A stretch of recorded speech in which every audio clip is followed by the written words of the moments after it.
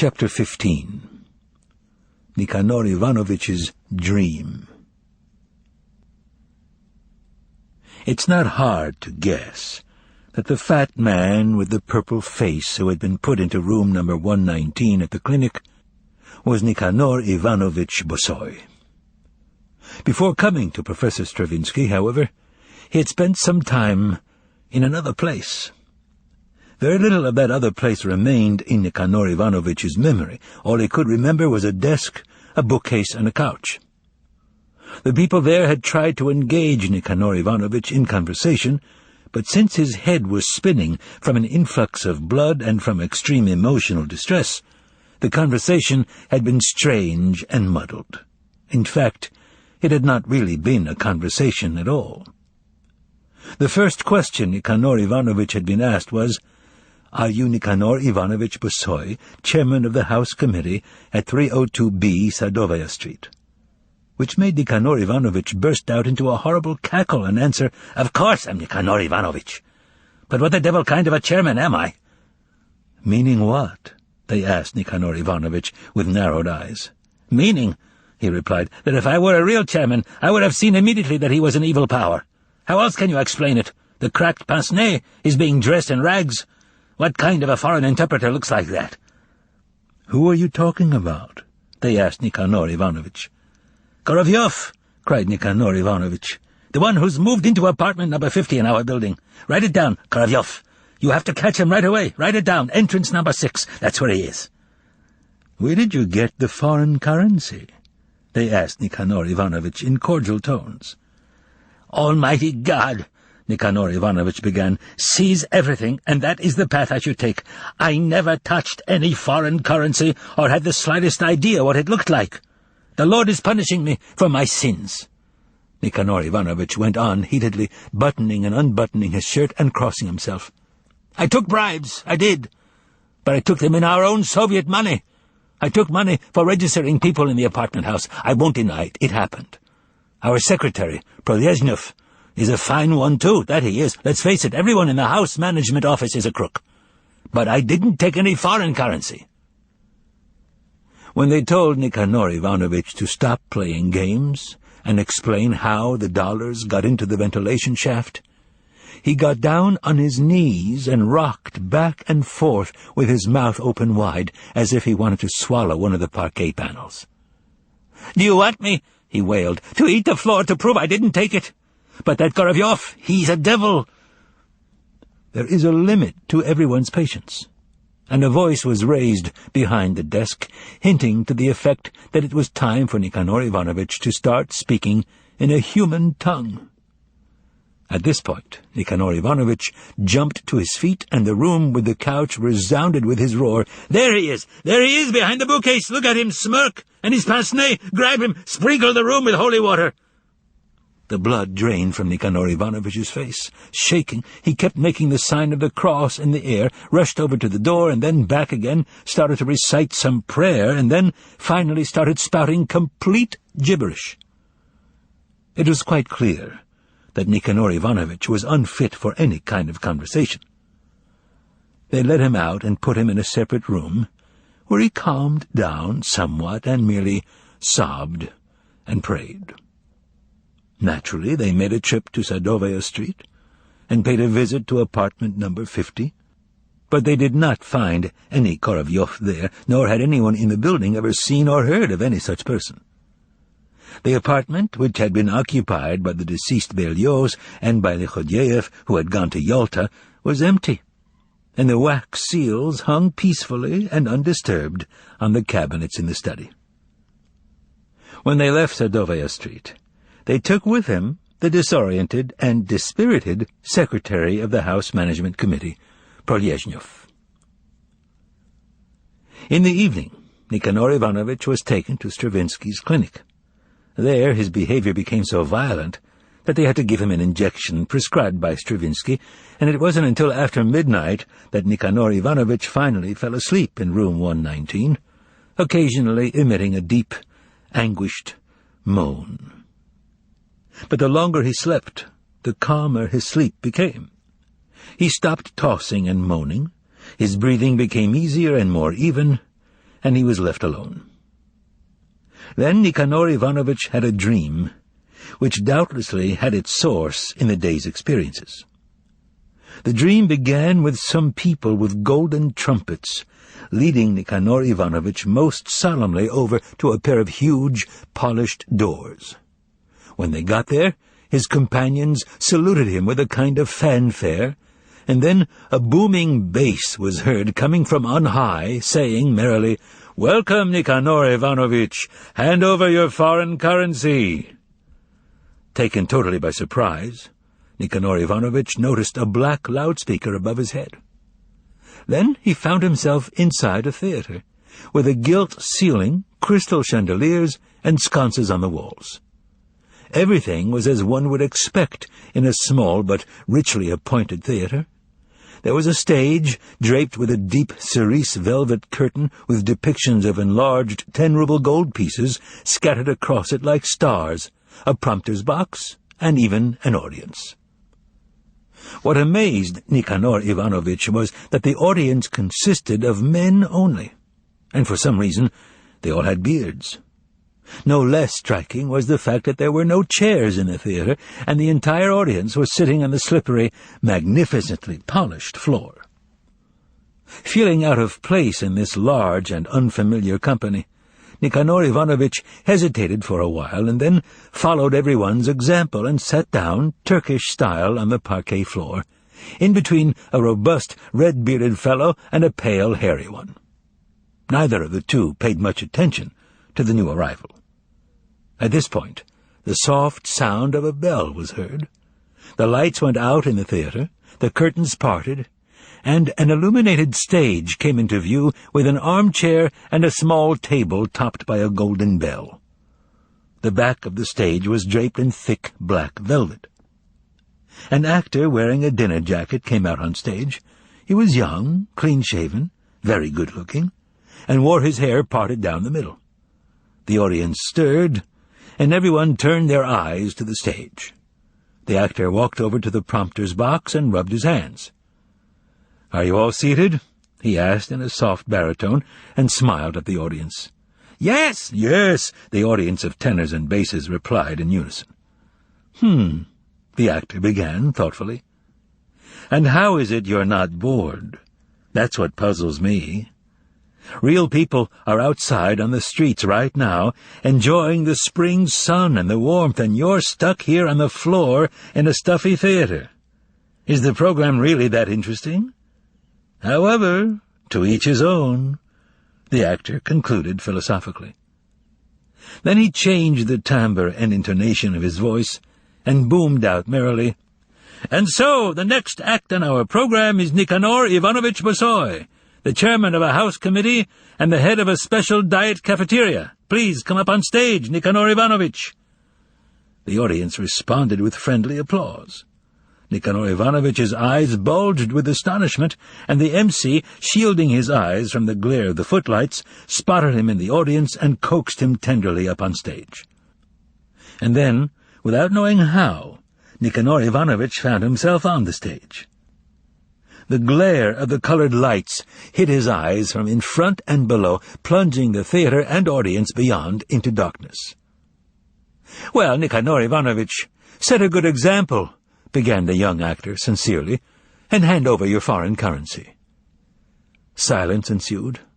Nikanor Ivanovich took a deep breath and began quietly, "I swear to God that—" But before he could finish, the whole theater broke out in disgruntled cries. Nikanor Ivanovich was disconcerted and fell silent. "If I understand you correctly," began the man in charge of the program, "you wish to swear to God that you have no foreign currency?" He shot Nikanor Ivanovich a sympathetic look. "That's exactly right. I don't have any," replied Nikanor Ivanovich. "Of course," said the actor, "but forgive my indiscretion. How, then, did $400 end up in the bathroom of the apartment of which you and your wife are the sole residents?" "By magic," said someone in the darkened hall with obvious irony. "Precisely so, by magic," Nikanor Ivanovich replied timidly, not to anyone in particular, neither the actor nor the invisible audience. And he went on to elaborate. An evil power. The interpreter in checks planted them there. And again the audience roared in disapproval. When quiet had been restored, the actor said, "That fairy tale puts La Fontaine to shame. $400 were planted in your bathroom. You, audience, are all foreign currency speculators. I ask you, as specialists, does this case make sense?" "We are not speculators," shouted various offended parties from the floor, "but it doesn't make any sense." "I agree with you completely," said the actor firmly. "And I ask you, what sorts of things are planted on people?" "Babies," shouted someone from the floor. "Absolutely right," affirmed the MC. "Babies, anonymous letters, proclamations, time bombs, and a lot of other things, but $400 isn't one of them, because nobody's that stupid." And turning to Nikanor Ivanovich, the actor added mournfully and reproachfully, "You're a disappointment to me, Nikanor Ivanovich. I had such faith in you. So then, this particular act has not been a success." The audience began to hiss and boo at Nikanor Ivanovich. "He's the foreign currency speculator," the audience screamed. "It's guys like that who make us innocent folks suffer."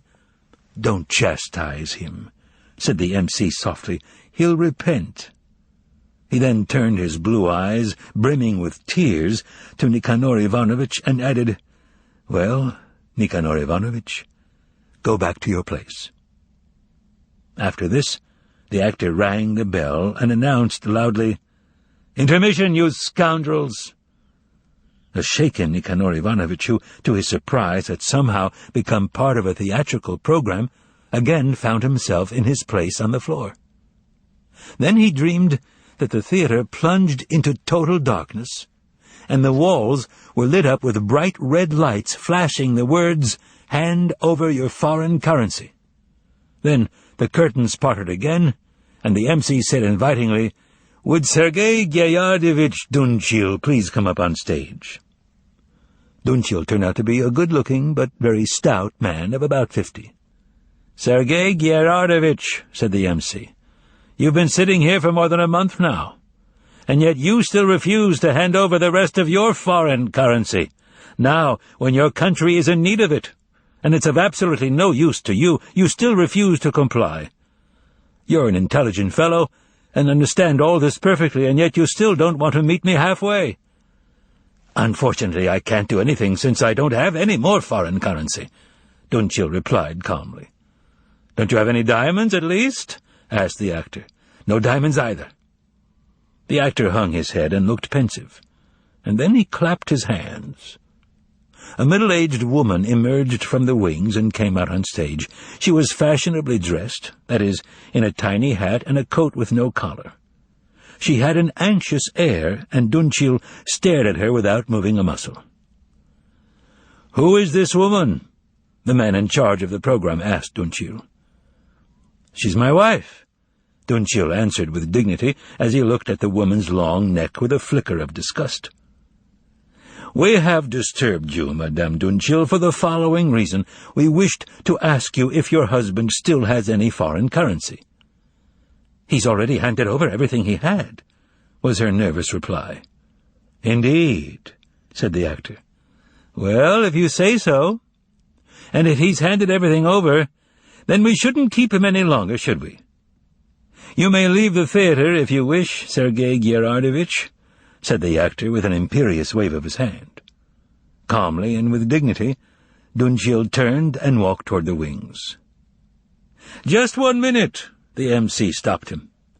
"As a farewell, let me show you one last number from our program."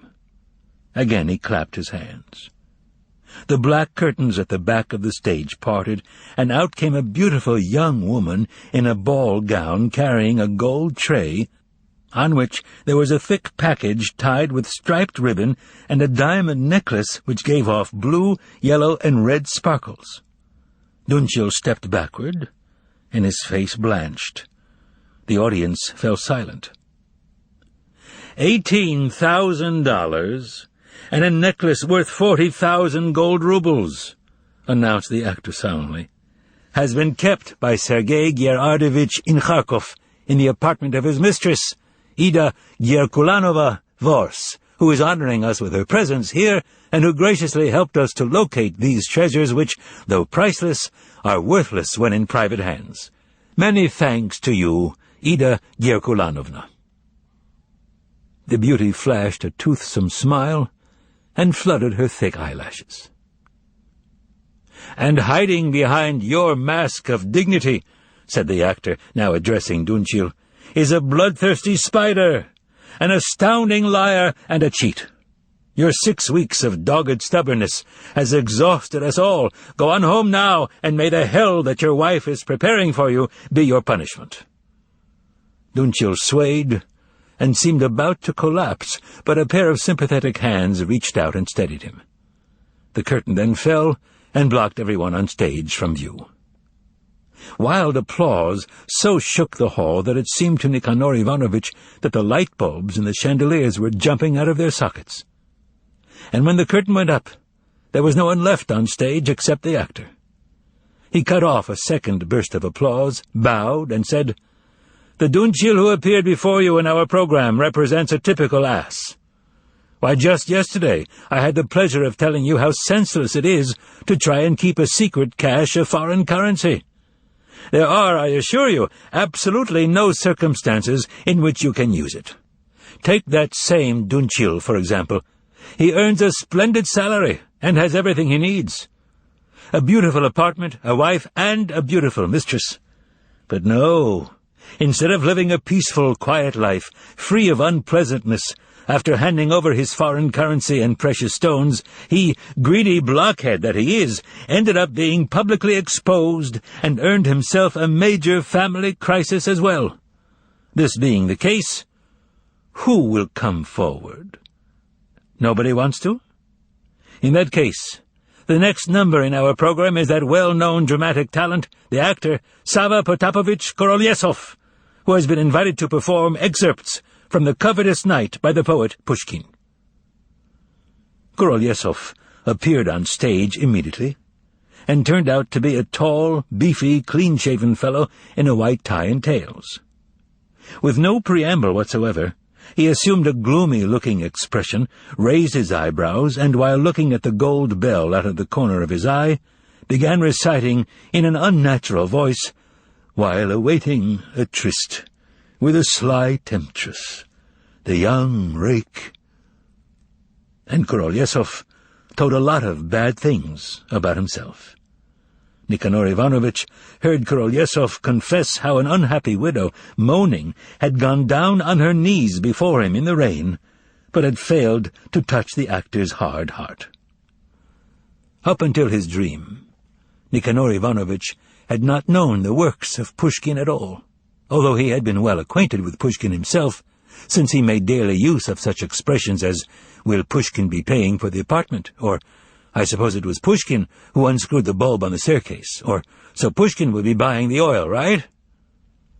Now that Nikanor Ivanovitch had been introduced to one of Pushkin's works, he felt sad, and imagined the woman down on her knees in the rain with her orphans, and he found himself thinking, "That Korolyesov must be a real bastard."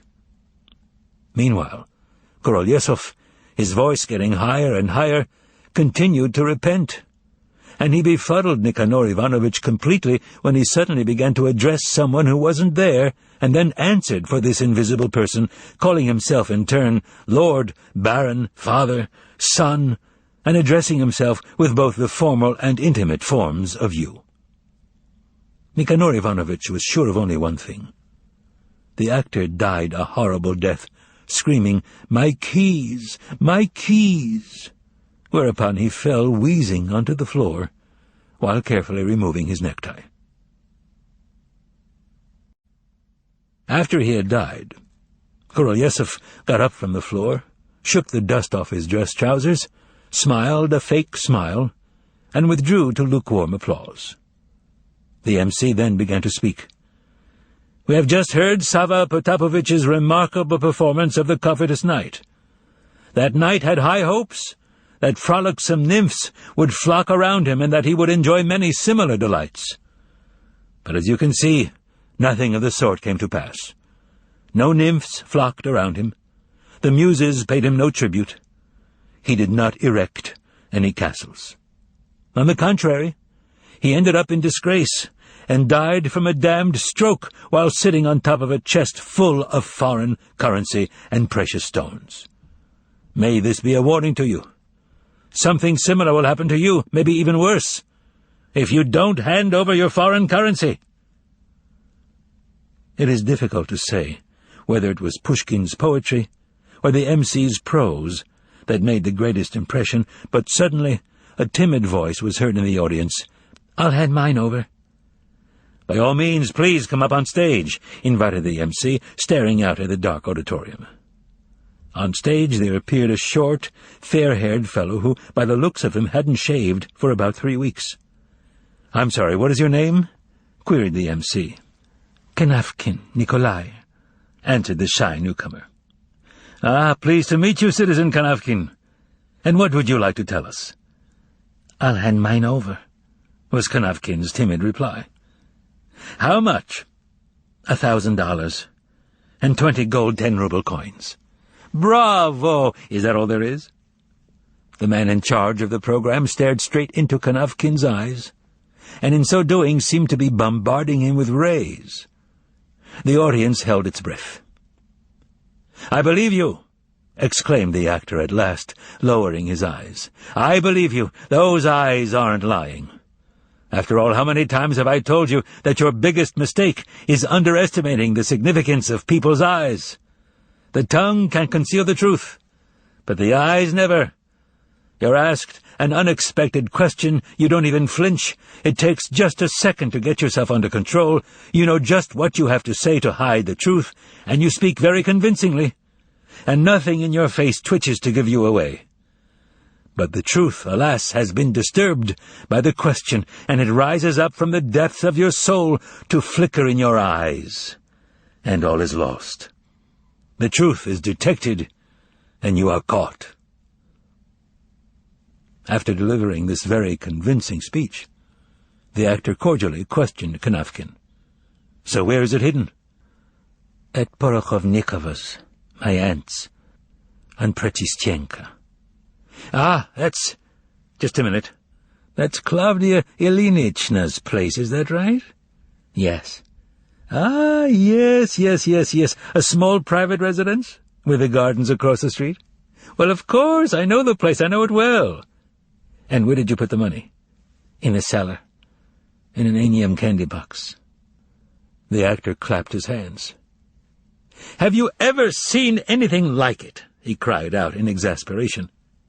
"Where it's certain to get moldy and rot. Can you imagine entrusting people like this with foreign currency, huh? By God, they're as innocent as children." Kanafkin himself realized that he had ruined things and was completely at fault, and he hung his tufted head. "Money," continued the actor, "should be kept in the state bank, in special, moisture-free, safe deposit boxes, and not in your auntie's cellar where the rats can get at it. Shame on you, Kanafkin. You're a grown man." Not having any hole to drop through, Kanafkin settled for fingering the hem of his jacket. "Well, all right, then," said the actor in less harsh tones. "No point in rubbing it in." Then, suddenly, he added, "Oh, by the way, while we're at it, let's kill 2 birds with 1 stone. Doesn't your auntie have some foreign currency, too? Huh?" Kanafkin, who had not expected things to take such a turn, shuddered, and the theater fell silent. "Oh, Kanafkin," said the MC in a mildly reproachful tone, "and I was just singing his praises, and he had to go and spoil everything. That was not smart, Kanafkin. After what I just said about eyes, it's obvious your auntie has some foreign currency, too. So why go on torturing us for no reason?" "She does have some," Kanafkin shouted brashly. "Bravo!" cried the MC. "Bravo!" roared the audience. When the roar subsided, the MC congratulated Kanafkin, shook his hand, offered to have a car drive him home, and then ordered someone in the wings to pick up the aunt in the same car and invite her to attend a performance at the Women's Theater. "Oh, by the way, your aunt didn't say where she hid hers, did she?" inquired the MC, as he kindly offered Kanavkin a cigarette and a lighted match. Kanavkin lit up and managed a woebegone grin. "I believe you, I do," sighed the actor. "That old skinflint wouldn't tell the devil where she put it, so why would she tell her nephew? Well, never mind. We'll try and arouse her finer feelings. Perhaps not all the strings in her usurious heart have rotted away. All the best, Kanavkin." And a happy Kanavkin departed. The actor then inquired if anyone else wanted to hand over any foreign currency, and he was answered by silence. "Peculiar birds, I swear," he said, shrugging his shoulders, and the curtains closed. The lights went out. It was dark for a while, and then a nervous tenor could be heard singing from afar. "There are piles of gold there, and they all belong to me." Then came two bursts of muffled applause from somewhere. "Somebody's handing over her money in the women's theatre," burst out Nikanor Ivanovitch's red-bearded neighbor. He heaved a sigh and added, "Ah, if it weren't for my geese. You see, I keep some fighting geese out at Lianozovo. I'm afraid they'll die without me. A fighting bird is delicate and needs a lot of attention. Oh, if it weren't for my geese. Pushkin can't catch me off guard." And he heaved another sigh. At this point, bright lights came on in the hall, and Nikanor Ivanovitch began to dream that cooks in white hats carrying ladles in their hands came streaming through all the doors into the theatre. The cooks were dragging in a vat of soup and a tray filled with slices of black bread. The audience came to life. The merry cooks pushed through the rows of spectators, ladling the soup into bowls and doling out bread. "Eat up, guys," cried the cooks, "and hand over your foreign currency. Why sit here for nothing? Who wants to eat this filthy gruel? Go home and have a real drink and some hors d'oeuvres and feel good." "Let's take you, Dad. What are you in for?" asked a fat, red-necked cook, addressing Nikanor Ivanovitch and passing him a bowl of soup with one lone cabbage leaf floating on top. "I haven't got any! I haven't got any!" screamed Nikanor Ivanovitch in a terrible voice. "Can't you understand? I haven't got any!" "You don't?" roared the cook in a threatening bass. "You don't?" he crooned tenderly like a woman. You don't," he murmured soothingly as he metamorphosed into the nurse, Praskovya Fyodorovna. She was softly shaking Nikanor Ivanovitch by the shoulder as he moaned in his sleep. Then the cooks melted away, and the theatre with the curtains fell to pieces. Through his tears, Nikanor Ivanovitch could make out his room in the clinic and two people in white coats.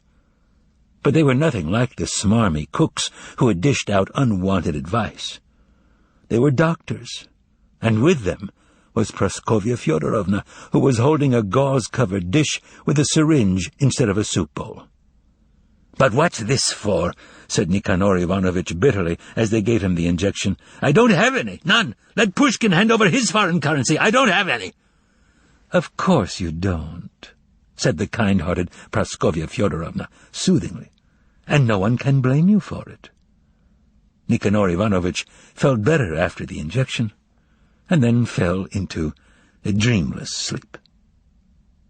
But thanks to his cries, his anxiety communicated itself first to room 120, where the patient woke up and started to look for his head, and then to room 118, where the unknown master became upset and started wringing his hands in anguish, while gazing at the moon and recalling that bitter autumn night, the last in his life, and the strip of light coming from under the door to his basement, and her loosened hair.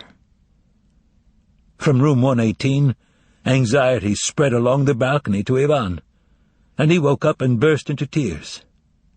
But the doctor quickly calmed all his distraught and afflicted patients, and they began to doze off. Oblivion came to Ivan last of all, just as dawn was breaking over the river. After the medicine had filtered through his entire body, peace and calm engulfed him like a wave. His body felt lighter, and the warm breeze of sleep caressed his head. The last thing he heard before he fell asleep was the pre-dawn twittering of the birds in the wood. But they soon fell silent, and he began to dream that the sun was already sinking behind Bald Mountain, and the mountain was encircled by a double cordon